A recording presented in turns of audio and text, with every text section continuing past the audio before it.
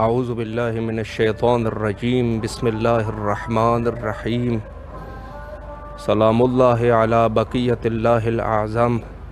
امام حسین علیہ السلام فور عالمی چینل کربلا مقدسہ کے آن لائن ٹرانسمیشن پروگرام معرفت منتظر اجل اللہ تعالی فرجہ الشریف میں آپ کی خدمت میں حاضر ہیں، اور ہمارے بقیہ جتنے بھی ٹرانسمیشنز ہیں ان کو آپ ملاحظہ فرما سکتے ہیں جادو ٹی وی، روکو T V, Amazon fire T V اور ایپل ٹی وی کے ذریعے سے۔ منجی عالم بشریت حضرت امام زمانہ علیہ السلام کے عنوان سے ہماری گفتگو کا سلسلہ جاری اور ساری ہے، اور آج مخصوص دن ہے شہادت حضرت ام البنین سلام اللہ علیہا۔ تمام جہان تشیع اور بالخصوص وارث حقیقی حضرت امام زمانہ علیہ السلام کی خدمت میں تسلیت اور تعزیت پیش کرتے ہیں۔ حضرت ام البنین سلام اللہ علیہ کی شخصیت اور آپ علیہ السلام کا صبر و تحمل یہ تاریخ میں سنہرے الفاظ سے لکھے جانے کا قابل ہے، چونکہ حضرت ام البنین سلام اللہ علیہ ان کو جو امام کی معرفت حاصل تھی، وقت کے امام کی معرفت حاصل تھی ان کو، حضرت امیر المومنین علیہ السلام، اور اس کے بعد کربلا کے بعد جو شخصیات شہید ہوئے اس میں سے سحر فرست ان کی اولاد تھے، اور اسی وجہ سے تاریخ میں لکھتے ہیں کہ ان کو ام البنین کہتے تھے، کہ یعنی بچوں کی والدہ۔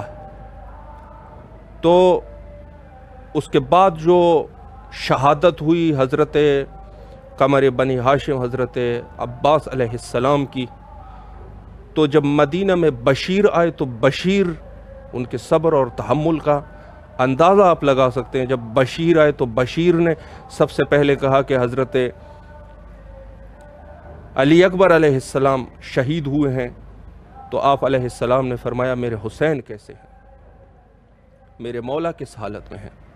پھر فرمایا کہ اون محمد شہید ہو گئے، تو بی بی نے فرمایا کہ میرے مولا میرے حسین کیسے ہیں، اور آخر میں یہاں تک کہ حضرت بشیر نے کہا کہ حضرت مولا عباس ابو الفضل العباس علیہ السلام شہید ہو گئے ہیں، تو ام البنین نے فرمایا میرے مولا میرے حسین کیسے ہیں، وہ کس حالت میں ہیں۔ تو آپ تاریخ کے اس عظیم شخصیت حضرت ام البنین سلام اللہ علیہ ان کی بارے میں یقیناً آپ کو تاریخ میں اگر آپ مطالعہ فرمائیں گے تو نہایت ہی عجیب چیزیں ملتی ہیں، اور وہ صبر و تحمل، چونکہ ظاہر ہے کہ انسان اپنے بچوں سے کس قدر محبت کرتے ہیں، لوگ محبت کرتے ہیں، لیکن اس کے باوجود بھی اپنے بچوں پر امام اور حضرت سیدہ طاہرہ سلام اللہ علیہ کے بچوں کو اہمیت دینا، اس سے بڑی معرفت کی بات اور کون سی ہو سکتی ہے۔ تو یہ ایک بہت ہی عجیب اور بہت ہی جس کو کہا جائے کہ نہایت ہی ایک مہم کریکٹر ہے، ایک مہم کردار ہے، ایک مہم شخصیت ہے اسلام میں۔ تو انشاءاللہ العزیز مزید گفتگو ہمارے آج کے مہمان عالی جناب حضرت حجت الاسلام والمسلمین مولانا اشفاق حسین جلال پور سے ہمارے ساتھ موجود ہے، ان سے انشاءاللہ العزیز گفتگو کا سلسلہ کرتے ہیں۔ السلام علیکم ورحمۃ اللہ وبرکاتہ۔ وعلیکم السلام ورحمۃ اللہ وبرکاتہ۔ قبلہ خیریت سے ہے انشاءاللہ؟ الحمدللہ، شکر خدا تعالیٰ، اور آپ لوگ مزے میں ہیں؟ الحمدللہ الحمدللہ، دعائیں ہیں آپ کی۔ سب سے پہلے تو امام حسین علیہ السلام میڈیا گروپ کی طرف سے اور امام حسین علیہ السلام کے ٹی وی کے تمام اراکین کی طرف سے آپ کے نہایت ہی ممنون اور مشکور ہے، نہایت ہی مصروفیات کے باوجود آپ یہاں تشریف لائے اور ہمیں یہ سعادت بخشی۔ بہت بہت شکریہ، ہم بھی شکر گزار ہیں مل کے کہ آپ نے ہمیں جو موقع فراہم کیا کہ ناچیز جو کچھ بھی آپ کی خدمت میں پیش کر سکتا ہے وہ آپ کے سامنے عرض کرے، اور ایک دن کی خدمت میں ہو جائے، اور عثمان کے امام کے سلسلے میں بھی ایک ذکر ہو جائے، تاکہ اگر ہم ان کا ذکر کریں گے تو امام ہمیں بھی یاد کریں گے۔ مولا آپ کو شکریہ۔ سلامت رکھے۔ قبلہ آپ کے لیے کربلا مقدسہ میں دعا گو ہے، اور آج چونکہ مخصوص ضرور انشاءاللہ۔ دن ہے، جی قبلہ، آج جو مخصوص دن ہے شہادت یا وفات حضرت ام البنین سلام اللہ علیہا، تو اگر ہو سکے تو 1-2 منٹ مختصر سی حضرت ام البنین سلام اللہ علیہا کی شخصیت پر اگر آپ روشنی فرمائیں تو انشاءاللہ العزیز پھر اپنے سوالات کی طرف جاتے ہیں۔ اعوذ باللہ من الشیطان اللعین الرجیم، بسم اللہ الرحمن الرحیم، نحمدہ ونصلی علی رسولہ الکریم وآلہ الطیبین الطاہرین، اما بعد۔ اس شخصیت کے سلسلے میں آپ نے سوال کیا، جی، اور جس ذات کی آج تاریخ وفات ہے، اس غمناک تاریخ کی سب سے پہلے میں زمانے کے امام کی خدمت میں تسلیت عرض کرتے ہوئے تمام مومنین کی خدمت میں بھی اس کی تسلیت عرض ہے۔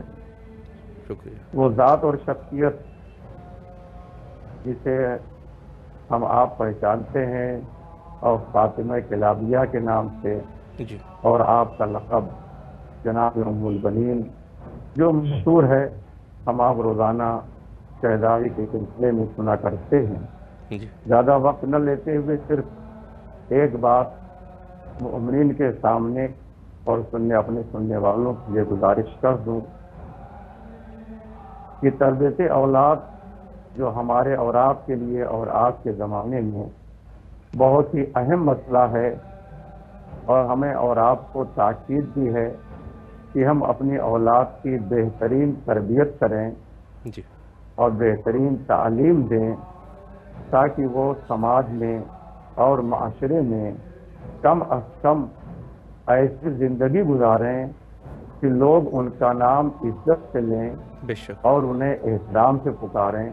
ایسا نہ ہو کہ کوئی ہم ایسا اولاد ایسا کام کرے کہ جس کی وجہ سے ماں باپ کو کہا جائے اور انگلی والدین کی طرف اٹھے، اور کہنے والے کو یہ کہہ دے کہ والدین نے اچھی تربیت نہیں کیا۔ بے شک، لہذا ہم آپ جانتے ہیں کہ تربیت کے سلسلے میں سب سے پہلی منزل جو ہوتی ہے وہ ہوتی ہے کہ جب شادی ہو تو شادی کس عورت سے کی جائے، یہ تربیت کی سب سے پہلی منزل ہے۔ جیسی ہمیں اولاد چاہیے ویسے ہم رشتہ تلاش کریں، بے شک، جیسا کہ مولا کائنات نے جو ہے وہ جناب عقیل سے کہا، ہم تاریخ میں بھی ہے اور ہم آپ روزانہ سنا بھی کرتے ہیں کہ مجھے ایسا بیٹا چاہیے جی، جو بہادر ہو اور شجاع ہو۔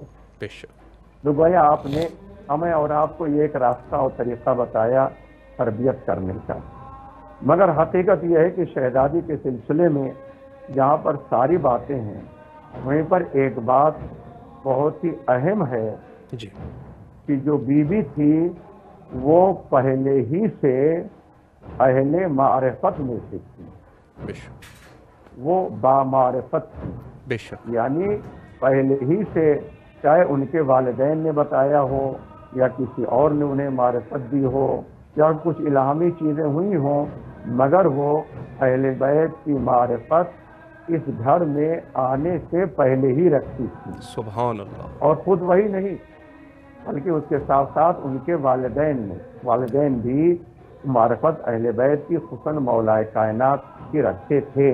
اس لیے کہ تاریخ میں ہے کہ جب آپ پیغام لے کر کے آئے اور جیسے ہی آپ نے سنا کہ علی کی شادی کا پیغام لے کر کے آئے ہیں تو آپ کو یقین نہیں ہوا، جی، اور جب ایک بار یقین ہو گیا تو دوڑ کر کے اپنے گھر میں گئے اور بہت ہی زیادہ خوشی کے ساتھ اپنی زوجہ سے آپ نے کہا کہ ہمارے گھر علی کا پیغام جناب عقیل لے کر کے آئے ہیں۔ یعنی ان کے دل میں معرفت تھی، وہ پہچانتے تھے کہ علی کی ذات کیا ہے، بے شک، اور اس کے بعد آپ نے قبول بھی کر لیا۔ مگر بیوی نے سب سے پہلے مولا علی کے گھر پر آنے کے بعد جو کام کیا وہ اپنی معرفت کا اظہار بھی کیا اور ہمیں اور آپ کو درس بھی دیا بے شک، کہ ہمیں اور آپ کو اہل بیت کو کیسے پہچاننا چاہیے۔ سبحان اللہ، لہذا سب سے پہلے آنے کے بعد آپ نے جیسے ہی مولا حسن اور مولا حسین کو دیکھا تو آپ نے آواز دیا کہ اے شہزادو، میں تمہارے گھر میں ماں بن کر کے نہیں آئی ہوں بلکہ تمہاری کنیز بن کر کے اللہ آئی ہوں۔ اکبر، اللہ اکبر، یہ معرفت کی آپ بے کہ شک، کنیز بن کر کے آئی ہوں، گویا آنے والی نسل کو خوش شہزادی جناب ام البنین بتانا چاہ رہی تھی کہ دیکھو ساری کائنات میں کوئی بھی انسان کتنا بڑا بھی ہو جائے، کتنا عظیم بن جائے، کسی چیز میں کتنا بھی اختیار حاصل کر لے اور بلندی حاصل کر لے، بے شک، مگر نہ تو وہ علی کے برابر ہو سکتا سبحان ہے اللہ، اور نہ تو سبحان اللہ، علی کے برابر ہو سکتا ہے۔ بے اور شک، ہمیں اور آپ کو اور ہماری عورتوں کو اور ماؤں کو یہ بہرحال سبق دینا چاہیے، اور جو جناب ام البنین نے آنے کے ساتھ ہی اپنے گھر والوں کو بتایا کہ دیکھو اہل بیت ان عظیم شخصیت اور ذوات مقدسہ کا نام ہے کہ کائنات میں کوئی بھی بشر اور انسان نہ ان سے بلند ہو سکتا ہے بے شک، اور نہ کوئی ان کے مقابلے میں آ سکتا ہے۔ بے شک، بے شک، بے شک۔ جی قبلہ، مولا آپ کے توفیقات میں اضافہ فرمایا، آپ نے بہت ہی اچھے طریقے سے اور بہت ہی عمدہ الفاظ میں اگر کافی ہے تو میں سوالوں کی طرف اب انشاءاللہ جائیں۔ اللہ جی، بہت اچھے طریقے سے اور بہت ہی اچھے الفاظ میں آپ نے حضرت بی بی ام البنین سلام اللہ علیہا کے بارے میں بہت اچھی گفتگو فرمائی۔ تو اب قبلہ سوال ہمارے پاس پہلا یہ ہے کہ غیبت کے عنوان سے کہ غیبت امام زمانہ علیہ السلام کے فوائد، جو اس دور میں ہم جو فوائد دیکھ رہے ہیں اس پہ آپ روشنی فرمائیں۔ بسم اللہ الرحمن الرحیم۔ یوں تو زمانے کے امام کا تعلق کائنات کے ہر بشر سے ہے اور ہر انسان سے ہے، جی، اور کوئی بھی انسان یہ نہیں کہہ سکتا اور نہ تو کسی مذہب نے اس بات سے انکار کیا ہے کہ ایک دن تو بہرحال آئے گا جی، جب یہ دنیا کے سارے فسادات اور سارے ظلم و ستم ختم ہو جائیں گے، بے شک، اور اس کے بعد کوئی آئے گا اور آنے کے بعد اس پوری دنیا کو بالکل درست اور صحیح کر دے گا۔ بے شک، خصوصی طور پر جو آسمانی مذہب ہیں ان کی تمام کتابوں میں امام زمانہ کے سلسلے میں یہ بات موجود ہے۔ جی، اور اس کے بعد کچھ کہیں کہیں پر بھی بہرحال غیبت کا تذکرہ بھی ہے، اور خصوصیت کے ساتھ پیغمبر اسلام نے سے لے کر کے اور ہمارے 11ویں امام تک ہر امام نے آخری امام کی غیبت کا تذکرہ کیا ہے کہ وہ لوگوں کی نگاہوں سے غائب ہوں گے اور لوگ ان کا دیدار نہیں کر سکے ہوں گے۔ جی، اب کہ امام غائب کیوں ہیں، امام کے غیبت کی وجہ کیا ہے یا فلسفہ غیبت کیا ہے، یہ وہ ساری چیزیں ہیں بہرحال ہے۔ اب فوائد تو بہرحال ہی ہیں امام کے کہ چونکہ آپ حجت خدا ہیں۔ جی، بے شک، حجت کا جو میں نے مختصر مفہوم سمجھا وہ یہ سمجھا ہے، حجت خدا کی پہلی صفت اور پہلی عظمت یہ ہے کہ اگر یہ دنیا باقی ہے تو اسی حجت خدا کی وجہ سے باقی ہے۔ سبحان اللہ، بے شک، اگر وہ نہ ہو تو یہ زمین اور آسمان اور پوری دنیا ختم ہو جائے۔ بے شک، دوسری بات یہ ہے کہ صرف باقی نہیں ہے، یہ جو پورا نظام شمسی اور پوری کائنات کا نظام چل رہا ہے وہ اسی امام کی بدولت چل رہا ہے۔ بے شک، لہذا ہر زمانے میں کسی نہ کسی خدا کی حجت کا ہونا ضروری ہے۔ دیکھیے غیبت کے لیے عام طور سے امام زمانہ کے سلسلے میں ہم اردو زبان میں 2 لفظ استعمال کرتے ہیں، ہمیں جو ہے اس پر غور کرنا چاہیے اور اس سے ہمیں اور آپ کو غیبت آسانی سے سمجھ میں بھی آ سکتی ہے کہ ایک ہے ظہور اور ایک ہے حضور۔ یہ 2 لفظ ہیں، عربی زبان کے ہیں، حضور اور ظہور۔ امام کا حضور تو ہے مگر امام کا ظہور نہیں ہے. جی یعنی امام حاضر تو ہیں مگر امام ہمیں اور آپ کو دکھائی نہیں پڑتے اور ظاہر نہیں ہوتے. بے شک. ایسا نہیں ہے کہ زمانے کے امام جو ہے کسی ایک گھر میں بیٹھ کے بند ہو اور وہاں سے اس امام کو اللہ کی طرف سے نکلنے کی کوئی اجازت نہ ہو صحیح. اور اس کے بعد ایک مخصوص جگہ پر امام رہ رہے ہوں، نہ کہیں آنا ہو نہ کہیں جانا ہو جی نہ کسی سے ملاقات ہو نہ کوئی. ایسا نہیں ہرگز. جی امام کے جو حضور کا مسئلہ یہ ہے، ہماری مجلسیں ہیں، ہماری محافل ہے، ہماری نشستیں ہیں، ہمارے اجتماع ہے، ہماری انفرادیت ہے. جی یعنی ایسا نہیں ہے کہ امام آزاد ہیں، یعنی ہماری مجلسوں میں بھی آتے ہیں، ہماری محفلوں میں بھی آتے ہیں، لوگوں کی مدد کرنے کے لیے بھی آتے ہیں، لوگوں کو مدد پہنچانے کے لیے بھی آتے ہیں. یعنی جب جب امام کو جہاں پر جانے کی ضرورت ہوتی ہے امام وہاں پر حاضر رہتے ہیں. بے شک. لیکن ظاہر نہیں ہوتے. ہم آپ امام کو دیکھ نہیں پاتے ہیں. لہذا امام کے جو ہے وہ اللہ نے جو امام کو غائب رکھا ہے اس کی جو ہے وہ ہم آپ بالکل مکمل طور سے یقینی طور پر نہیں کہہ سکتے کہ آخر جو ہے وہ امام جو ہے وہ غائب کیوں ہیں، امام اسباب کیا ہیں یا فلسفہ غیبت کیا ہے.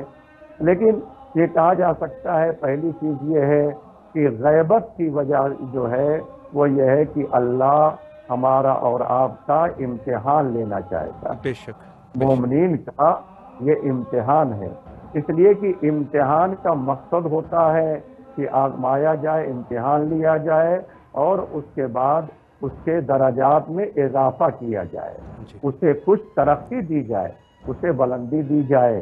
صرف ہمارا کہنا کافی نہیں ہے. اس لیے جو قرآن مجید کے ایک سورہ عنکبوت میں اللہ نے بالکل ابتدائی میں کہہ دیا ہے الف لام میم بسم اللہ الرحمن الرحیم الف لام میم احسب الناس ان یقولوا آمنا ان یترکوا ان یقولوا آمنا. سبحان کیا اللہ. لوگوں نے یہ گمان کر رکھا ہے کہ صرف اتنا کہنے سے کہ ہم ایمان لے آئے چھوڑ دیے جائیں گے؟ یہ ہونے والا نہیں ہے، بلکہ ہم ان کا امتحان لیں گے، ہم ان کی آزمائش کریں گے. پھر اللہ نے دوسری آیت میں کہا کہ ہم نے امتحان لیتے رہتے ہیں، اس سے پہلے بھی ہم نے امتحان لیا ہے. تو اللہ نے امتحان کیوں لیا ہے؟ لَيَعْلَمَنَّ تاکہ اللہ جان لے کہ تم میں سے ایمان میں سچا کون ہے اور ایمان میں جھوٹا کون ہے. بے شک. اللہ نے زمانے کے امام کو غائب کر کے ہمارے اور ایمان کو پرکھا ہے کہ ذرا دیکھو تو صحیح کہ آخر کون جو زمانے کے امام پر اللہ پر ایمان رکھتا ہے وہ اپنے ایمان میں سچا ہے یا اپنے ایمان میں سچا نہیں ہے. بے شک. یہ ہے ہمارا اور آپ کا امتحان. اور اسی لیے ہمارے ساتویں امام حضرت امام موسیٰ کاظم علیہ السلام نے ارشاد فرمایا اور آپ نے آواز دیا راوی سے کہ دیکھو آخری زمانہ وہ ہوگا، آخری زمانہ وہ ہوگا جب تمہارے لیے اپنے ایمان کا بچانا مشکل ہوگا. بے شک. لہذا تم اپنے دین کی حفاظت کرتے رہنا. اس لیے تم اپنے دین کی حفاظت کرتے رہنا اس لیے کہ چونکہ اس زمانے میں مومنین کا ایک گروہ ایسا ہوگا جو ایمان سے منحرف ہو جائے گا اللہ. اور ایمان کو چھوڑ کے وہ گمراہ ہو جائے گا. لہذا تم اپنے دین کی آخر زمانے میں حفاظت کرتے رہنا. اس لیے کہ امتحان ہے، شیطان ہمارے اور آپ کے پیچھے لگا ہوا ہے. اس کا مقصد جو ہے شیطان کا نہ تو ہمارا مال لوٹنا ہے، نہ تو ہماری عزت لوٹنا ہے، نہ ہماری جائیداد لوٹنا ہے. اس کا صرف ایک ہی مقصد ہے کہ مومن کے دل سے اس کے ایمان کو نکال دیا جائے بے شک. تاکہ وہ مشکوک ہو جائے اور وہ پھر جہنم میں جائے. لہذا اللہ نے غیبت رکھی اس لیے تاکہ ہمارا اور آپ کا امتحان ہو جائے کہ ہم ایمان میں کتنے سچے ہیں۔ دوسری وجہ یہ ہے کہ امام اللہ نے غیبت دی ہے اور چونکہ معصومین نے بیان کیا ہے کہ ہمارا قائم وہ ہوگا جس کی گردن پر کسی بھی بادشاہ کی بیعت نہیں ہوگی۔ سبحان اللہ، سبحان اللہ۔ ایسا حق ہے ہم ہمیشہ پریشر میں رہے، اور چونکہ اس دنیا میں بہت سے لوگ ہیں جن کو اقتدار کی خواہش ہے، اور جب وہ حکومت کرنا چاہتے ہیں جو چیزیں اس میں رکاوٹ پر آتی ہیں وہ ان کو دور کرتے ہیں۔ اور ظالم ظلم کرتا کب ہے؟ جب ظالم اپنے کو کمزور پاتا ہے تب وہ ظلم کرتا ہے۔ لہذا جو زمانے کے حاکم اور بادشاہ ہیں ان کی خواہش یہ رہتی ہے کہ لوگ جو ہے وہ ہماری بیعت کریں، اور یقیناً چونکہ اللہ نے ان حضرات کو اپنی حجت کو بیعت کرنے کے لیے نہیں بیعت لینے کے لیے بھیجا، بے شک بے شک۔ لہذا تو امام کسی کی بیعت ہرگز نہیں کر سکتا، لیکن نتیجے کے طور پر جو ہے وہ ہر امام وہ تھے جو کسی نہ کسی اعتبار سے بادشاہوں حکومتوں کے دباؤ میں تھے، ان پر ظلم و ستم تھا، ان کو ستایا جا رہا تھا، اور آہستہ آہستہ جیسا کہ ہم یہ جانتے ہی ہیں ہمارے ہر امام کو ظالموں ہی نے جو ہے وہ اور حاکمین نے ظلم و ستم کے ذریعے اور زہر دے کر کے شہید کیا تھا۔ اگر امام ظاہر ہوتے تو بہت ممکن تھا کہ ان کے ساتھ بھی وہی ہوتا جو وہ کر رہے تھے، اور اس کے بعد امام اس دنیا میں نہ آتے، اور کبھی جو ہے وہ دنیا خدا کی حجت سے خالی نہیں ہو سکتی۔ اور ایک فائدہ یہ بھی ہے کہ اگر آپ ظاہر ہوتے جبکہ آپ چھپ کر کے اپنے سارے امور کو انجام دے رہے ہیں، اور جو اللہ نے آپ پر فرض کیا ہے اپنے تمام فرائض کو انجام دے رہے ہیں اور اس کی ادائیگی کر رہے ہیں، تو غیبت کیونکہ صرف ہماری نگاہوں میں ہے، ہمارے سامنے نہیں آتے ہیں، ورنہ امام اپنے سارے کام کو انجام دے رہے ہیں۔ اس کا سب سے بڑا فائدہ یہ ہے کہ اللہ نے غیبت دے کر کے امام کو قتل ہونے سے بچا لیا، ورنہ دنیا کے ظالمین انہوں نے اس کے پہلے بھی ان قتل کیا، وہ بھی امام کو قتل ہو کر لیتے، اور زمین جو ہے وہ بغیر حجت خدا کے رہ نہیں سکتی، اور اس کے بعد زمین خود بخود حافظ ہو جاتی، اور جو اللہ نے جب تک دنیا کے باقی رکھنے کا اور اس دنیا میں نظام چلانے کا رکھا ہے وہ چیز شاید ختم ہو جاتی۔ لہذا اللہ نے امام کو غائب کر دیا، لہذا امام اپنی ذمہ داریوں کو پورا بھی کر رہے ہیں اور امام دشمنوں کے شر سے محفوظ بھی۔ بے شک۔ ہاں بسم اللہ۔ جی قبلہ، ایک جس کو کہا جائے ایک شبہ ہے کہ بہرحال کچھ عرصہ پہلے ایک سیاسی شخصیت تھی، تو بہرحال اس کا نام لینا مناسب نہیں ہے ٹیلی ویژن پہ، اس طریقے سے لوگوں کے درمیان شیعوں کو گمراہ کیا جا رہا ہے کہ روایت میں جو چیز ہمارے پاس ہے کہ گناہ امام جب تب ظہور کریں گے جب گناہیں زیادہ ہو جائیں گی، تو کچھ لوگوں نے لوگوں کو ورغلانا شروع کر دیا کہ آپ لوگ گناہیں جو ہے وہ زیادہ کیا کریں تاکہ امام زمان علیہ السلام جلد از جلد ظہور فرمائے۔ تو اس شبہ پر قبلہ اگر آپ وضاحت فرمائیں اور اس کو مومنین کے لیے واضح کر دیں کہ اس کی حقیقت کیا ہے۔ اللہ الرحمن الرحیم۔ یہ سوال بہرحال اچھا ہے، اور اس طرح بھی ہمارے سامنے بھی لوگ آئے اس طرح سے اور لوگوں نے یہ بات کہی، اور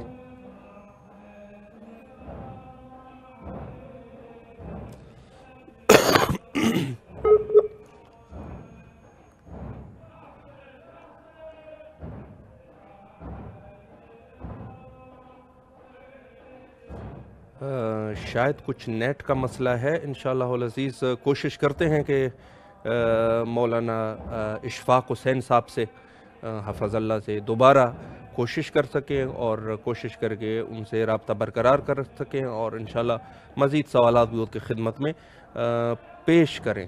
تو یہ سوال جو میں مولانا کے سامنے رکھ رہا ہوں نہایت ہی مہم سوال ہے میرے حساب سے، چونکہ کچھ لوگ ایسے تھے جنہوں نے کوشش یہ کر رہے ہیں کہ مومنین کو کچھ اس طریقے سے ورغلا سکے اور گمراہ کر سکے کہہ رہے ہیں کہ گناہ جو ہے وہ زیادہ سے زیادہ، چونکہ روایات میں ہمارے پاس واضح الفاظ موجود ہیں کہ جب امام ظہور فرمائیں گے تو اس دور میں حد سے زیادہ ظلم، گناہیں، ان چیزوں کا رجحان زیادہ ہوگا۔ تو اب کچھ ایسے حضرات ہیں جو کہ اپنی سیاست کو چمکانے کے لیے، یا جس کو کہا جائے کہ لوگوں کو گمراہ کرنے کے لیے، یا پتہ نہیں اپنے وہ جو گناہ اور اس قسم اپنے عیوب پر پردہ ڈالنے کی نیت سے، تو یہ تو خدا جانے کہ کیا نیتیں ہیں لوگوں کی، لیکن اس قسم کی ایک ہوا اڑی تھی اور آج بھی ہے یہ لوگ ہے۔ تو ہمیں بہت دقت سے جو ہے اپنی مذہبی اور اپنے اعتقادات کو درست کرنا پڑے گا، چونکہ ظاہر ہے اس قسم کے لوگ بہت سارے ہیں۔ یہ لوگ کبھی کبھار جا کے عزاداریوں میں الٹے سیدھے حرکات شروع کر دیتے ہیں۔ اس قسم کے حرکات، ایک تو یہ ہے کہ جو ہماری اپنی عزاداری ہے جو عرصے سے ہے تو اس کی تو اپنی بات، لیکن یہ لوگ بہرحال کوشش کرتے ہیں کہ کسی نہ کسی طریقے سے مومنین کو ورغلا سکے۔ دوبارہ ہمارا رابطہ عالی جناب مولانا اشفاق حسین صاحب سے ہو چکا ہے، انشاءاللہ ان سے گفتگو کرتے ہیں۔ جی قبلہ، آپ ہماری آواز سماعت فرما رہے ہیں؟ ہاں جی ہاں، آواز آ رہی ہے آپ؟ جی قبلہ، سوال کو میں دوہرا دوں یا آپ کے ذہن مبارک میں ہے سوال؟ نہیں، ضرورت نہیں ہے۔ بسم اللہ کیجئے۔ بسم اللہ الرحمن الرحیم۔ سوال یہ بہرحال شبہات لوگوں کے دل میں پیدا ہوتا ہے، جی، اور بہت ہی مختصر سے الفاظ میں یہ ہے کہ جو احادیث وارد ہوئی ہیں جی، کہ امام ظہور اس وقت کریں گے جب دنیا ظلم و ستم سے بھر جائے گی۔ بے شک، ظلم و جورا، یہ ظلم و ستم سے بھر جائے گی۔ جی، یہ کسی معصوم نے نہیں کہا ہے کہ ظالمین سے دنیا بھر جائے گی۔ بے شک، بے شک، ظلم سے بھرنا اور ہے اور ظالمین سے بھرنا اور ہے۔ جی، تو جب یہ معصومین نے بیان کیا ہے کہ ظلم سے دنیا بھر جائے گی نہ کہ ظالمین سے، جی، تو کوئی ضروری نہیں ہے کہ جو ہے وہ ظلم کرنے والے مومنین کرامی ہوں۔ جی، دنیا تو جو ہے وہ عیسائیت ہے، یہودیت ہے، کافر ہے، مشرک ہے، اور دنیا کے بادشاہ ہیں، دنیا کے حاکم ہیں، اور جو اتنا ظلم کرتے ہیں، اور کوئی ایک فرد ایسا دنیا کا پیدا ہو جاتا ہے کہ وہ بھی جو ہے وہ اتنا ظلم کرتا ہے کہ ایک ہی آدمی کافی ہے اور پوری دنیا کو ظلم و ستم سے بھرنے کے لیے۔ تو یہ تو نہیں کہا جائے کہ ظالمین سے بھرے گا۔ اگر یہ کہا جاتا ہے کہ ظالمین سے بھر جائے گی تو پھر ہم آپ جو ہے وہ یہ بات کہہ سکتے تھے، لیکن جب ظلم و ستم کہا گیا ہے تو اس میں کسی مومن کو یہ کہنے کی گنجائش نہیں ہے کہ ظلم و ستم کیا جائے تاکہ امام آ جائیں۔ لہذا جو ہے وہ یہ بلا وجہ کا شبہ جو ہے وہ قوم میں پیدا کیا جا رہا ہے، اور چونکہ اس سے دشمنوں کو جو ہے وہ آسانی پیدا ہوتی ہے ظلم کرنے میں، جو ان کا انجام ہے تاکہ اس کے خلاف کوئی آواز نہ اٹھائے۔ تو اس طرح کے جو ہے وہ باتیں اور شبہ یہ لوگ دنیا والے جو شیعت کے خلاف ہیں وہ اس طرح کے پیدا کرتے رہتے ہیں، ورنہ حقیقت میں یہ کوئی ایسا مسئلہ نہیں ہے۔ بے شک، بے شک۔ ہاں، بسم اللہ۔ جی قبلہ، ایک سوال اور ہے آپ کی خدمت میں کہ ظاہر ہے بہت سارے مومنین کے ذہنوں میں شاید یہ بات ہوں گی، اور ہو بھی سکتا ہے کہ جو مخالفین ہیں وہ بھی یہ اشکال یقیناً کرتے ہوں گے، چونکہ مخالف کا کام یہی ہے کہ وہ اشکالات کرے۔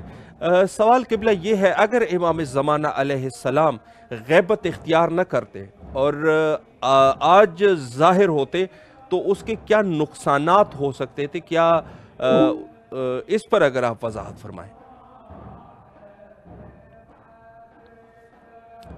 جی، غالباً دوبارہ نیٹ کا جو ہے مسئلہ اپنی جگہ پر ہے۔ انشاءاللہ العزیز دوبارہ کوشش کرتے ہیں مولانا صاحب سے ان سے رابطے میں رہیں، اور دوبارہ کوشش کرتے ہیں کہ دوبارہ انشاءاللہ اگر وہ حاضر ہو سکے تو ان سے مزید سوالات ان کے خدمت میں پیش کیے جا سکے تاکہ مومنین زیادہ سے زیادہ استفادہ کر سکے۔ تو بہت اچھے طریقے سے یہ ایک جواب انہوں نے فرمایا کہ جی دوبارہ ہمارے ساتھ رابطے میں ہے تو انشاءاللہ ان سے گفتگو کرتے ہیں۔ جی قبلہ۔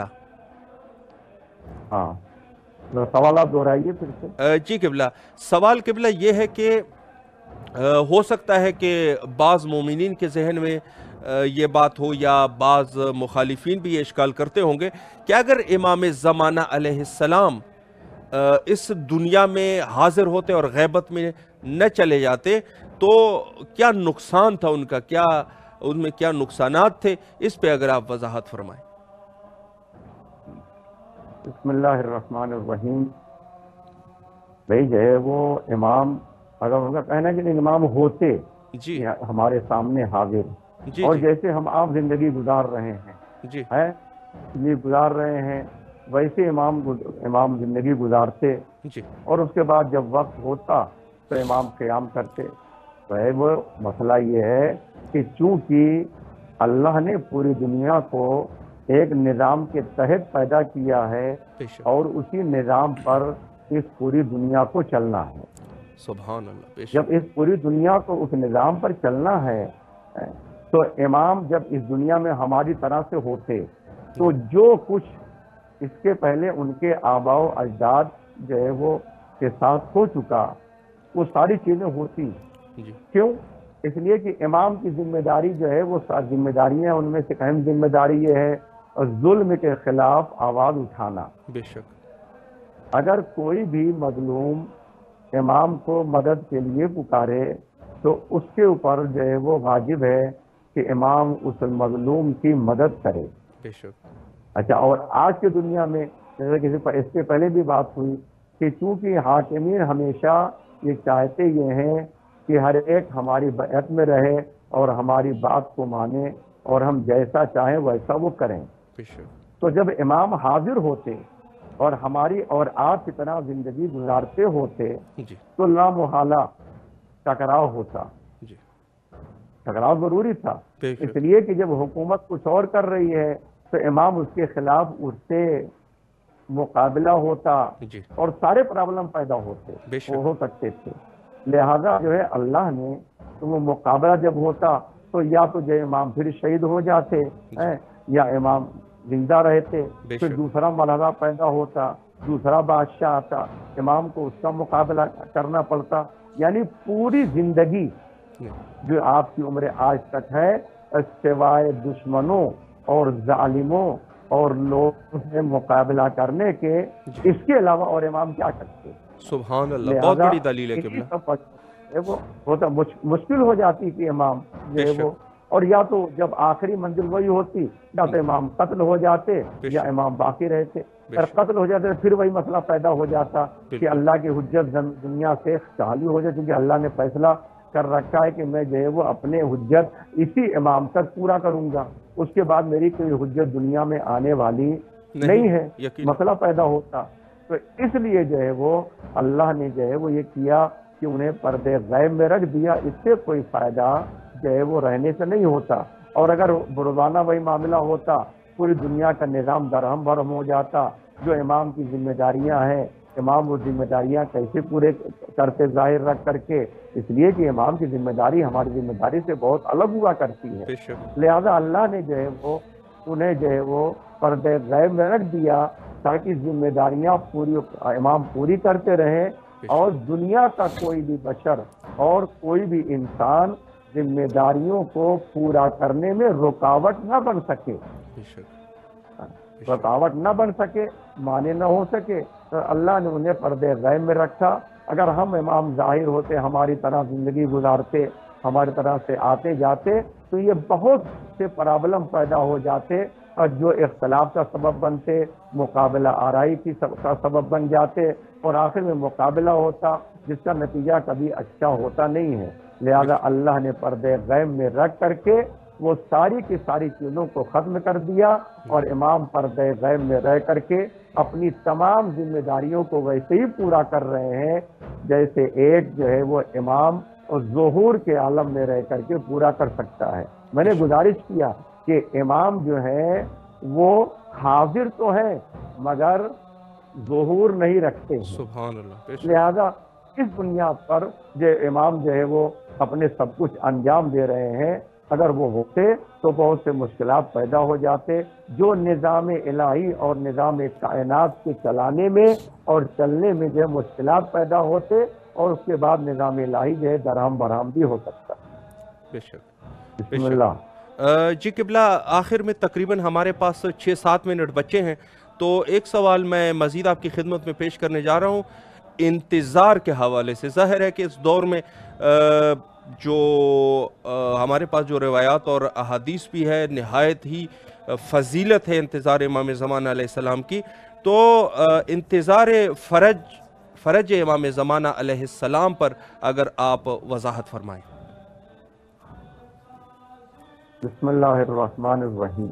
جی بھائی انتظار جو ہے وہ انسانی فطرت میں ہے، کوئی بھی ایسا انسان نہیں ہے اور جو اس لفظ سے آشنا نہ ہو، بے شک، اور جس نے اس لفظ انتظار پر عمل نہ کیا ہو۔ بے شک، دنیا کا ہر انسان اپنی پوری زندگی میں نامعلوم کتنے انتظار کرتا ہے، اور کیسے کیسے انتظار کرتا ہے، اور کتنے دن تک انتظار کرتا ہے۔ بہت سے لوگ دنیا میں ایسے بھی ہوتے ہیں، ان کی کچھ خواہش ہوتی ہے، ان کی کچھ تمنا ہوتی ہے جو ابتدائی سے ان کے دل میں جنم لیتی ہے، اور انتظار کرتے رہتے ہیں، کوشش کرتے رہتے ہیں کہ کب یہ وقت آئے گا کہ ہم اپنے مقصد میں کامیاب ہوں گے۔ یہ بھی انتظار ہے، اس میں کوئی شک نہیں ہے۔